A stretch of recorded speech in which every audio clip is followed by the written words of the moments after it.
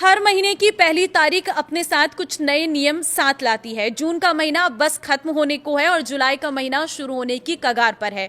भारत में 1 जुलाई 2026 से कई महत्वपूर्ण वित्तीय नियम फाइनेंशियल रूल चेंज होने जा रहे हैं, जिनका ग्राहकों और करदाताओं पर सीधा असर होगा। इन नए नियमों में यूपीआई से पीएफ की निकासी से लेकर डीए में बढ़ोतरी, एलपीजी की कीमतों में बदलाव जैसी कई चीजों के होने की उम्मीद है। तो आइए जानते हैं कि 1 जुलाई 2026 से क्या क्या बदलाव होने जा रही हैं। नमस्कार, मैं हूं आपके साथ ममता तिवारी और आप देख रहे हैं न्यूज 18 का डिजिटल प्लेटफॉर्म। पहली चीज, आईटीआर फाइल करने की डेडलाइन। नौकरी पेशा और बिना ऑडिट वाले टैक्स पेयर्स के लिए salaried income tax return ITR 1 और आईटीआर 2 भरने की आखिरी तारीख है 31 जुलाई। यानी कि सैलरी पाने वाले कर्मचारी और वे लोग जिनकी income capital gains, house property या दूसरी नॉन बिजनेस इनकम से होती है, जिसके लिए ऑडिट की जरूरत नहीं है, उन्हें आईटीआर 1 और आईटीआर 2 फॉर्म भरने होंगे। दूसरी चीज है, एचडीएफसी क्रेडिट कार्ड के बदलेंगे नियम। 1 जुलाई से नए वित्तीय वर्ष की दूसरी तिमाही शुरू हो रही है। इस मौके पर एचडीएफसी बैंक ने अपने गिलालिया गोल्ड और dinners club privilege credit card के नियमों में कुछ बदलाव करने जा रहा है। पहले लागू हो चुके कुछ बदलाव के अलावा 1 जुलाई 2026 से एयरपोर्ट लाउंज एक्सेस से जुड़े नए नियम लागू होंगे। कुछ बदलाव पहले ही लागू हो चुके हैं, जबकि 1 जुलाई 2026 से एयरपोर्ट लाउंज एक्सेस से जुड़े नए नियम लागू होंगे। नए नियम के अनुसार 1 जुलाई से HDFC bank regalia gold credit card users को घरेलू एयरपोर्ट लाउंज का एक्सेस पाने के लिए हर तिमाही में खर्च की एक नई सीमा पूरी करनी होगी। इस पॉलिसी के तहत ग्राहकों को अगली तिमाही में मुफ्त घरेलू एयरपोर्ट लाउंज एक्सेस पाने के लिए पिछली तिमाही में कम से कम, आपको बता दें, 60,000 रुपए खर्च करने होंगे। तीसरी चीज है, एलपीजी, सीएनजी और पीएनजी की कीमतों में संभावित बदलाव।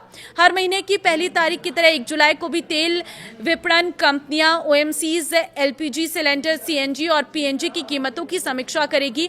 इस दौरान घरेलू और कमर्शियल सिलेंडर के दामों में बदलाव देखने को मिल सकता है। साथ ही एयर टरबाइन फ्यूल के भी नए रेट जारी किए जाएंगे, जिससे हवाई जहाजों के टिकट की कीमतों पर बड़ा असर पड़ेगा। चौथी चीज है, यूपीआई से निकाला जा सकेगा पीएफ का पैसा। 1 जुलाई से यूपीआई से पीएफ निकालना एटीएम से कैश निकालने जितना आसान हो जाएगा। कर्मचारी भविष्य निधि संगठन ईपीएफओ के जुलाई में अपने नए डिजिटल प्लेटफॉर्म ईपीएफओ 3.0 को लॉन्च करने की उम्मीद है। इस सुविधा के शुरू होने के साथ ईपीएफओ सब्सक्राइबर्स यूपीआई के जरिए अपने पीएफ का पैसा निकाल सकेंगे। नई व्यवस्था लागू होने के बाद पीएफ का पैसा निकालने में कुछ दिन नहीं बल्कि चंद मिनट लगेंगे।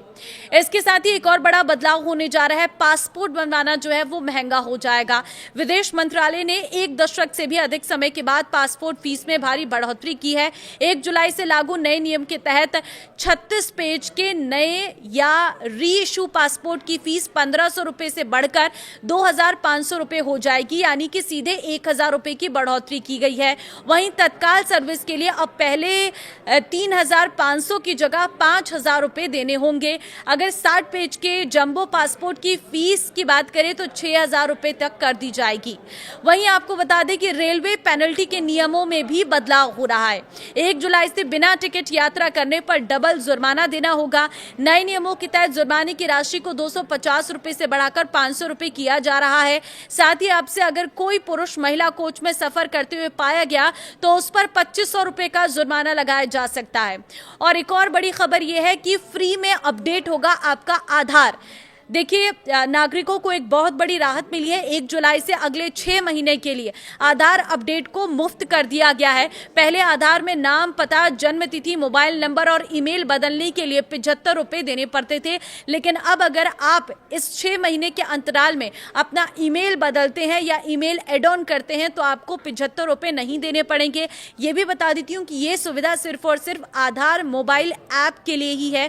अगर आप वेबसाइट से या आधार सेंटर पर जाकर कोई बदलाव करवाते हैं तो वहां पर आपको फीस देनी पड़ेगी। अगर आप आधार मोबाइल ऐप से कोई बदलाव करते हैं तो उसमें आपको 75 रुपए की फीस नहीं देनी पड़ेगी। तो ये वो बड़े बदलाव हैं जो 1 जुलाई से लागू हो रहे हैं। इस वीडियो को सबके साथ शेयर कर दीजिए ताकि सभी लोग इन बदलावों के बारे में पहले से ही जान सके। आपको क्या लगता है इन बदलावों के बारे में? अपनी राय भी जरूर दें। नमस्कार।